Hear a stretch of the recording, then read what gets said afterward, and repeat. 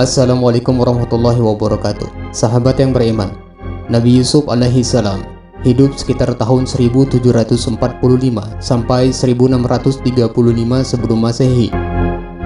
Suatu malam, Yusuf bermimpi melihat matahari, bulan, dan 11 bintang bersujud kepadanya.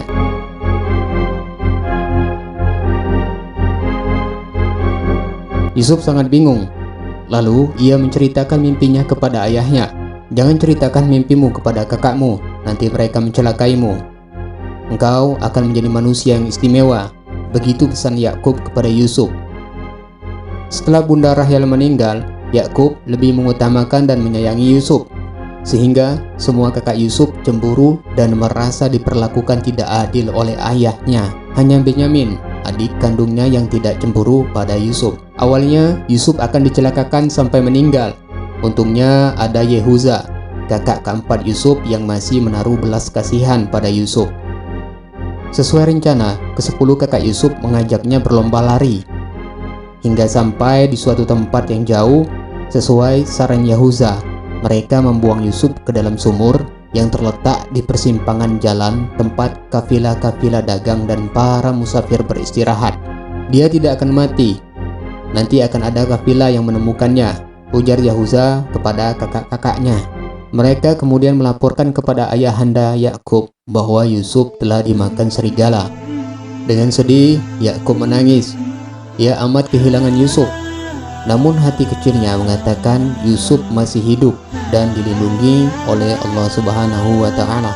Yusuf ditemukan oleh rombongan pedagang ketika timba sumur yang mereka angkat digantungi oleh Yusuf. Lalu mereka menjual Yusuf kepada Kitfir al-Aziz, seorang raja Mesir.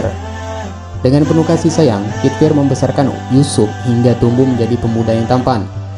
Namun, istri Kitfir bernama Zulaiha diam-diam menaruh hati kepada Yusuf.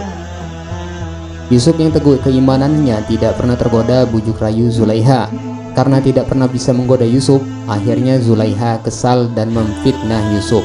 Untuk memfitnah Yusuf, Zulaiha melaporkan kepada suaminya kalau Yusuf telah menggodanya.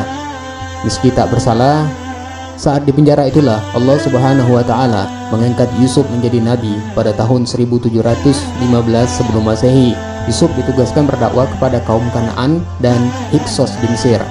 Yusuf pandai menafsirkan mimpi dan berwajah amat rupawan.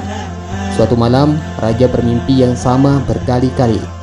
Raja bermimpi melihat 7 ekor sapi kurus memakan 7 ekor sapi gemuk. Raja juga bermimpi melihat 7 butir gandum hijau dan 7 butir gandum kering. Hanya Yusuf yang bisa menafsirkan arti mimpi itu.